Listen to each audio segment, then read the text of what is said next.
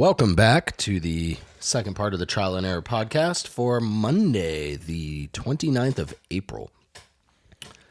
We're here hanging out.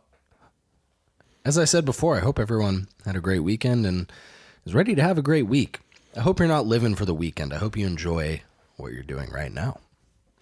I'm certainly enjoying myself right now. Me too, man. This is great. There's nowhere else I'd rather be. Yeah, for sure. Let's do a shot. Got some more Elijah Craig here, small batch Kentucky bourbon. Oh, man. It's like pouring the Revolutionary War right down your mouth. Yeah. Yeah, I don't think we'll touch that too much. But you're certainly right.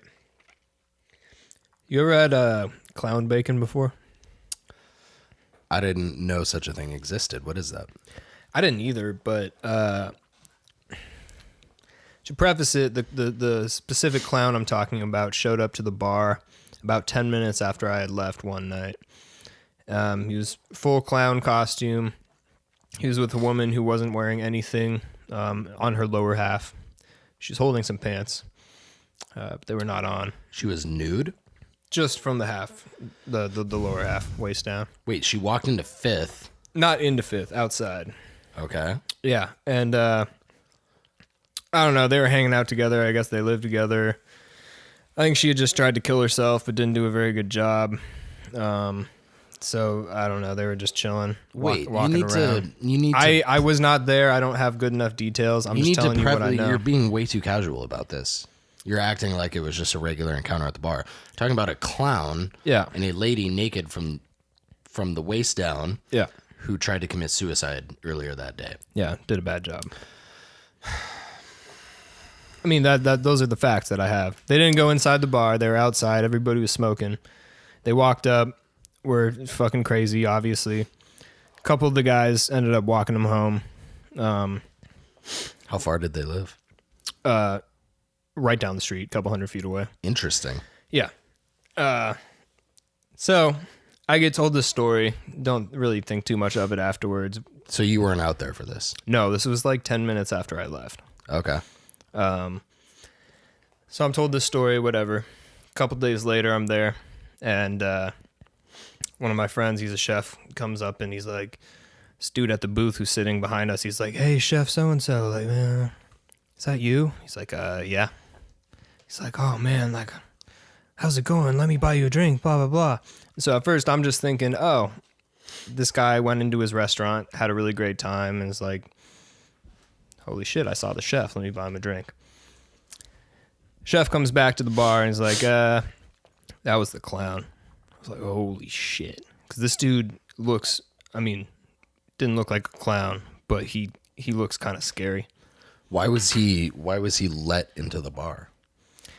I think maybe people didn't recognize him without the clown, whole clown thing going on. That's fair. Either way, I don't know. I mean, like I said, I don't know too many details of the first part of the story. But he's in the bar drinking, whatever. And apparently, as a thank you, he gave the two guys who walked him home a big packet of bacon. And he makes bacon, apparently. So goes up, he's like, "Hey, how'd you guys like the bacon? Have you tried it?" And Chef's like, I don't really cook at home a lot. Like, so he comes I have it. I'll make it, but I haven't tried it yet. Sorry, man. And he's just being real pushy. He's like, okay, whatever. Leaves it. A few nights later, there's even more of us sitting at the bar, including the other gentleman who had helped walk this guy home. So the guy comes up and he's like, "Yeah, have you guys tried the bacon? Blah, blah, blah." And they're like, "Yeah, it's good. Thank you. It's bacon." And he's like, yeah. "Oh, but you haven't tried it, have you? You guys, I'll be right back." He comes up to you and says that? Mm-hmm. Well, I'm sitting right in the fucking... that sucks. Yeah. And so he's like, "Yeah, I'll be right back." He leaves the bar, comes back about 15 minutes later with a giant bag full of bacon, guanciale, speck, just all these charcuteries that he's made. What kind of bag? Like a plastic grocery bag? Oh, it was like a... Ziploc? It was like a paper bag. Paper bag? There was a... The meat was individually packaged. Oh, okay. I thought it was just... But there was so much of it that he needed another bag. I thought it was like a plethora of charcuterie in a paper bag. No. Okay. So he comes up and starts handing out different charcuterie to different people. And he also has a ramekin of freshly cooked bacon that he just went home and made, brought back to the bar. And his little fucking teacup chihuahua is eating out of the bowl and, Eating bacon. Yeah. Interesting. Was it a big chihuahua?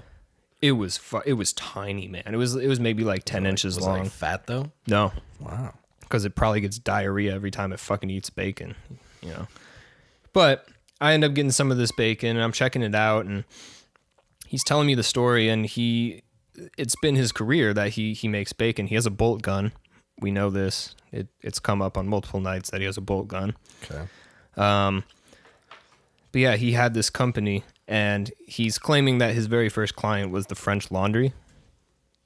I don't know if you guys know what that is. That's like one of the top fucking restaurants in the country.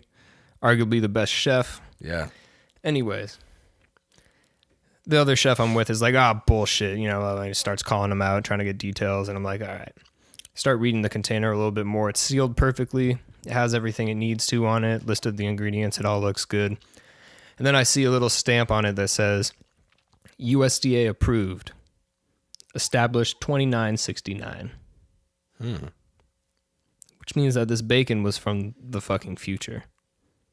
About 950 years in the future. Wait. Established 2969. The year 2969. Yes. I thought maybe he was really old and his company was established in 1969. February 9th, 1969. Yeah. No. Okay, so it's future. So this isn't just clown bacon. This is futuristic clown bacon. I think you maybe were intoxicated and read that incorrectly. No, I read it when I got home. I told everybody else. You took it home? Oh fuck yeah! Why didn't you bring it here? Fridge. Are we gonna cook bacon, dude? It's good. It's bacon that's made from the jowl. Okay. It's extra fatty. It's really good. But yeah, I mean, clown bacon. It's a thing now. So it's more similar to guanciale then, right? It's like the same. It's the same meat, but it's in bacon style. I mean, bacon doesn't really refer to a specific area of the animal. I thought it did. I thought it was pork belly.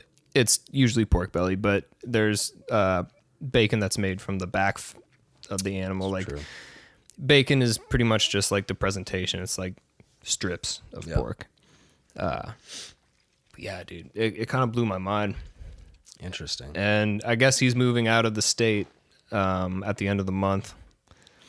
And my guess is that he's going to be there tonight or tomorrow night. I will probably be there both nights. So hopefully I'll have some more information for you guys. But please do. I'm wondering if this guy, the name that keeps popping in my head when you describe him is John Wayne Gacy. Yeah. I mean, this guy, he didn't look a thing like John Wayne Gacy, but there's something gave not you those quite Gacy vibes, right? Yeah, yeah. I can just see him in a fucking trench coat, like at some weird pig lab, just walking around with a bolt gun and a half-naked woman. Well, selling futuristic. Was bacon. there any mention of why? Was it his wife or whatever? No. Was there any mention? How is that woman related to him? They live together. Was there any mention through all of this of like why she was half naked outside the bar? Not really. That's kind of one of the less important. Is someone going to put him on blast about that and be like, what the fuck is going on? Who was that? Why did that happen? And why are you not saying anything? I think they sorted it out. I mean, there's not much to talk about anymore. Bro, that's like something you got to, if you come back to the bar that happened outside of, that's something you got to at least acknowledge. Well, I think he went over it with the people that helped him home and oh, okay. Yeah, you weren't part of that. That's fair. Yeah, but I could have been part of that. Some of the encounters you get, not just you, but any like dive bar encounters are an interesting thing, man. You meet a whole different side of society there. Like you meet people who you look at and you're like, man, I don't want to be that in 20 years. Except who do you think is the weirdest person that you've met at a dive bar? Oh my God. Or the most memorable in a bad way? It's often not, and the people that come to mind aren't anyone who's like crazy or I don't have crazy stories about them. They're the people that are always there. They're fixtures at the bar. And sometimes the things they talk about when they're really drunk are a little weird or make you wonder like what led them to this point in life. Yeah. And I think for me, those are the people that stick with me most because it's like, I don't want to end up at a point where my whole day revolves around going to the bar and getting drunk every night and I'm in my 60s, you know? I think that's like, I mean, I could go over weird people or crazy people I've met at a dive bar, but that's, to me, doesn't stick with me as much as the fixtures there. Yeah, I kind of see that. And at this particular place, there's a lot of fixtures who have interesting stories. I mean, I met plenty of like Vietnam vets there. I've met ex-cops from New York. I don't know. There's a whole variety of people who somehow find themselves at the bar. Well, and they're interesting to talk to. I mean, a lot of them have really good stories, and you have to kind of navigate your way through the drunkenness. But variety is definitely a factor. In fact, I think last time or maybe the time before that I was at this bar, I was standing waiting to order another drink, and this very tall black guy stands next to me. And I look at him and immediately it goes off in my head. I'm like, I recognize this dude. I know I do. And I know he's like someone famous. And so I kind of think about it for a sec, and then as respectfully as possible, I look over at him and go, hey, I feel like I recognize you. And he immediately puts out his hand, giant fucking hand, and goes, my name's Sean. And it immediately clicks. I'm like, you're Sean Kemp. Oh, yeah. He's like, yep, that's me. And in my head, I'm like, what the fuck is Sean Kemp doing at my local watering hole? Like, why is this guy hanging out here? But what I tell him is, I'm like, dude, I grew up going to your games. My dad is a huge fan of yours. Like, I watched you play with Deadlift Shrimp. I saw this game and this game. And there's a lot of routes that conversation can go, but it was the most humble thing. He's like, man, thank you. That means so much. Like, he told me he's actually seeing Deadlift Shrimp the next day. Oh, no. Maybe they're golfing or something. Yeah. But like, this is a guy who not only me, but my father have like idolized. Yeah. And here he is just at the shitty local watering hole that we go. Not shitty, but the local dive that we breaks there. Yeah, sorry. Not shitty, but, you know, low key. Yeah. Let's just say this is the kind of place where if you go in and try and order food, they're immediately going to think you're a health inspector. Oh, somebody tried to... I was there the other night. Somebody asked for the menu and then was like, yeah, what are the vegan options? Oh, my God. And bartender's like, chips and salsa. That's about it. Classic. Yeah, no, I've seen him there several times, and actually it never registered for me. And one time he left and everybody's like, you know, that's Sean Kemp, right? And I was like, that's bullshit. No way. And bartender had to actually show me his receipt with his signature. And I was like, oh, shit. Yeah. That's crazy. That's cool, man. And you know, that goes back to what we were talking about in the first part of the podcast. Experts or people of high status who know their roots, like people who can go. I mean, this guy, he's an NBA legend, and he could go hang out anywhere. He can be a regular anywhere, but he chooses to come to the local neighborhood dive and just be a part of like regular society. And he's not a dick. Like he's super cool. He comes in, minds his own business. They're all drinking Corona, like hanging out, you know, not making a big deal of it. I'm sure everyone there kind of knows who he is, but no one's bothering him except me. No one's going up and like making a scene out of it. He's just a regular person there, and it's pretty awesome. Yeah, I get that for sure. I mean, he's definitely, I'd rather see him than have the bleeder show up again. Oh, God. I don't know. Do you want to tell that story? I think I better. Yeah, so I was there one night, and it was just me and the bartender, and we're hanging out. We go outside for a cigarette. And Just passing notes. Anyways, we're outside smoking, and we're having a conversation, not really paying too much attention. This woman's walking up the street, and she starts to head into the bar, and bartender turns around and kind of takes a look at her, and I just hear him say, wait, you can't go in there. Turns out her legs were just incredibly cut up, like cuts fucking everywhere. Some of it was dried, some of it was still kind of fresh, and her legs were wrapped in plastic bags. And she's wearing sandals, cut off jean shorts. She walks up into the bar for a second. He follows her in, and she walks right back out, and she's like, I was just trying to use the ATM, blah, blah, blah. I promise I'm not crazy. I just had surgery. We're like, what the fuck? What kind of surgery did you have where they sent you out of the hospital with plastic bags, which are not legal in Seattle? Plastic bags wrapped around your fucking legs. And then she just crosses the street. That's the issue here. You're damn right. She crosses the street and fucking like disappears into this apartment complex, and bartender goes down to like follow her and see what she's doing. She disappeared, and we're just standing there like stunned for 10 minutes, and we're like, do we call the cops? Like, she needs help. Obviously, like, we're kind of, somebody might have assaulted her, or she's crazy, she saw herself, whatever. Like, somebody should probably pick her up. She just hopped into somebody's backyard, whatever. But he goes in and like bleaches the entire bar and everything, and it was a whole fucked up situation. But stuff like that happens once or twice a year at your neighborhood dive bar. You know, I think I don't go to the bar as much as I used to. But I can easily say I think one of the most uncomfortable nights there was the night that Donald Trump was elected president. Oh man, that was bad. It was really interesting because I worked that night behind the bar at my place, and the place was mostly empty. I think there were 2 tables, but each table had their laptop out, live streaming the elections. We had it on the TV.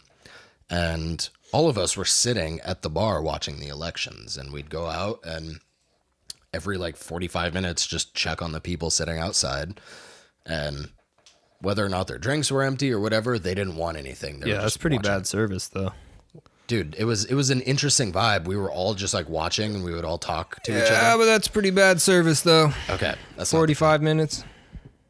They were within view of us the entire time, so it's not really the point of what I'm saying. Anyways, talk about that later. Afterward, you and I go to the bar, and I think it was about 20 minutes before that it was officially announced that Donald Trump was going to be the next president of the United States of America. And this is a dive bar in the Maple Leaf neighborhood, and it's a quiet neighborhood, lots of families. As we've been talking about, most of the people that hang out there are fixtures. They're just regular people who like to hang out there. But we get there that day. We pull into the parking lot.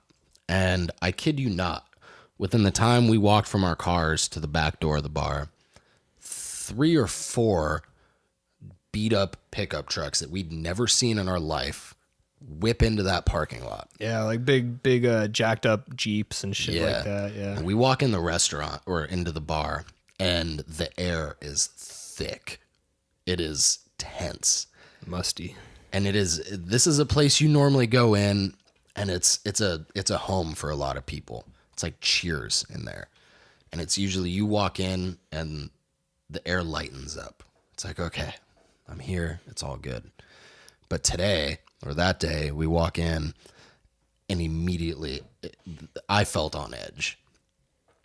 And people, there's a veteran and someone else yelling at each other, ready to throw hands. The bartender is physically separating them. Yeah. Well, what was funny about that altercation is it was between a like just typical Trump supporter, like a big dude who was just really aggressive and pumped up about everything that was going on. And then the veteran was this gay guy who was there with all of his friends. They're obviously all liberal and stuff. And so that was the craziest thing to watch, is because nobody knew he was a veteran. up until he fucking like dropped the mic on everybody. But they were getting into this argument talking about foreign policy and all this shit. And then the second this dude is like, yeah, I fucking fought in Afghanistan, like blah, blah, blah. I've been through the shit. I see my friends die. All of a sudden this Trump supporter is like, oh, fuck. Like I can't say anything anymore. He's like, oh, can I buy you a drink? Like, buy you a drink. You're a hero. I don't want your drink. He's like, I don't want your fucking drink. And it was just, I've been going there so much since I could drink. We've been going there since we were 21. I'm saying I go there way more than you do. Now. You go a lot more than me nowadays. And I've never, well, actually the other week there was some shit that maybe could have gone down. But other than that, I've never seen any like hint of violence at that place. Like it is such a peaceful place. Only when you and our old friend used to like get into fights. That was the only time I would ever see that. But I mean, nobody really would have given a shit if anything went down, you know? Yeah, it was a regular thing, but yeah, man, that November 8th, 2016, by far the most uncomfortable day at our local watering hole. It was the 8th? It's November 8th, 2016. Yeah. Maybe it was maybe it was the 7th, because the 8th is the day he was actually put in office, so November 8th, 2016. yeah. Tuesday. Yeah, sure was a Tuesday. I know Game of Thrones is going off right now. I'm not really into it, but I don't think there could be a worse plot twist than the elections of 2016. That was a hell of a plot twist. Kinda. I mean, it makes sense though. Does it? Yeah. Please explain that. Yeah, I mean, a lot of people who ended up voting for Trump would have voted for Bernie. A lot of people who voted for Trump weren't necessarily Republican or Democrat. They were just tired of the way things were. Yeah. I mean, I wasn't a fan of Hillary at all. Me either. Obviously, that would have been my preference, but Donald Trump like highlighted a lot of things that are really fucked up with our country, and he hasn't done anything about them, and he continues to make a lot of them worse. But he at least put it on people's radars about how fucked up a lot of stuff is. So that's why I'm really excited to see this 2020 election. There are so many Democratic candidates already. Mm-hmm. And like, you have your run-of-the-mill kind of just, whatever, business as usual politicians who are running. But you also have a lot of people who just have these crazy, like, never before heard of policies. Like, there's this guy, I don't remember his name, but his like major thing that he's running on is a universal income where everybody gets $1,000 a month. And, it's not just as like simple as that. If you're already getting welfare in some form, that's taken into consideration. But it's essentially saying that everybody has this kind of blanket so that until jobs improve and we kind of get our economy figured out in a lot of ways, you won't fucking like fall into bankruptcy. You won't lose your house and things won't get worse. And like a big thing that he talks about is the automation of jobs and how that's already kind of laying a lot of people off and sending some people into homelessness and all these other problems. And it's only going to get worse as more jobs become automated. And so he's saying that with this universal basic income, it gives people a cushion to be able to find new careers, and at the very least, just make sure that they can survive. Where does this $1,000 a month come from? I don't know. I mean, I think he had some ideas. A lot of it is making sure that bigger businesses actually get taxed, which is a huge thing. But also a lot of it is just allocating your money differently. So like instead of funding certain programs that waste a lot of money and have been proven to not really get results, you can send that money elsewhere. And I mean, it is essentially, it's part of our taxes that are coming back to us. It's almost like a guaranteed $1,000 tax return every year or every month, which is dope. I mean, you'd have to look him up. I can't remember his name. If you could find that would be dope. But yeah, he he obviously has a long way to go. Like he's qualified enough now that he'll be in the first debate. I think he has at least 1% of the vote in the polls right now. Andrew Yang, yeah, that's the guy. And he's not a politician. He's a businessman. He's a mathematician. He's a really fucking smart guy, and he has new ideas. And I think that's what was attractive about Trump is he claimed to have these new ideas. And so we're actually getting a lot of Democratic candidates now who have kind of out of the box solutions to how they want to deal with the problems. I mean, I'd much rather have Joe Biden in office than Donald Trump, but at the same time, I don't think Joe Biden's really gonna do anything to change anything. Do any of them? There's a couple, man. Pete, I don't know how to pronounce his last name. Buttigieg. Pete Buttigieg. Buttigieg. Buttigieg. Buttigieg. Yeah. Buttigieg 2020. Buttigieg 20. Yeah, he's a real front runner in my mind because he has a lot of good experience in like politics on a local level, and he's from the Midwest, and he's served in the military, and he's a person who's able to appeal to a lot of conservative people. He's also gay and a Democrat, and so he's able to appeal to like a lot of liberal people in different ways. But he just has some like outside of the box ideas for changing our economy and kind of changing the way politics operate. And he makes a really good point that like the last time American politics were really evaluated was in the Reagan era. And ever since then, every single president has essentially been trying to give their version of the Reagan era politics. They've been trying to fit into that box because that's the only way they can. But what we need now is for somebody to come in and say, these are the actual problems that face us today. They require kind of out-of-the-box solutions, and we need to start thinking a different way and modeling our entire political system a certain way to achieve what will be the biggest problems of the next few decades. And it's kind of been like that with American politics, is every several decades it changes into something different that's more fitting for the time. So it'll be interesting. I'm sure I'm completely incorrect on this, but I've just never fully believed that the president has as much power as people think. I think the president is a representative of the government.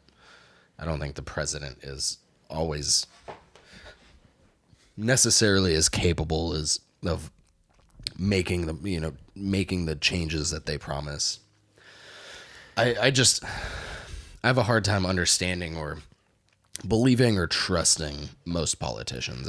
Right. And that's part of the problem of the current political climate is like that's how it was designed, is so that there's like an illusion of an all-powerful president and like they're the one who can really make the difference. But I mean, that's not how politics works. Like there's 3 different houses and they need to balance each other and check each other. And yeah, the president shouldn't have absolute power, but at the same time, the president should be a representative of like what the country is trying to achieve. And they're essentially like the poster child for... They're the representative of the government and the people. Right. And politics is broken in pretty much in every department. And so saying that electing a solid president isn't going to change everything, that's absolutely right. Like it'll change some things, but it'll also like set in motion other people who get inspired to get into politics, or it'll make it easier for people who are already in politics to accomplish things that kind of change the current climate. Oh. But yeah, it'll be interesting. I think that, yeah, there's fucking like 20 or something candidates so far. Crazy. Well, it's crazy. Something we'll have to keep up on in further episodes. It's an interesting dynamic between you and I. We both have different things to offer, and I think one of my takeaways for today is the fact that I'm impressed with your political knowledge, because I don't know what the fuck you just said. I mean, to be fair, it probably just sounds like I know what I'm talking about. I know a very like surface level about politics. Like I follow it kind of, but Sounds like you follow it.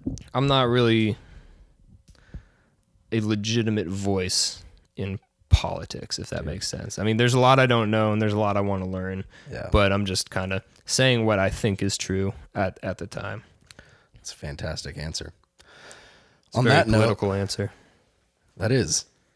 Fuck it. Dan for president 2020. Dan for President 2020. This is the official announcement. Dan and Nelly. Dan and Nelly. He's not even picking his co-host as his running mate. No, that's fair. I literally just said I have no clue about what he's talking about. Nelly is a much better running mate. I will put it on the record here. I have absolutely no business representing any aspect of any political party. True dat. But Dan, on the other hand, Dan and Nelly 2020.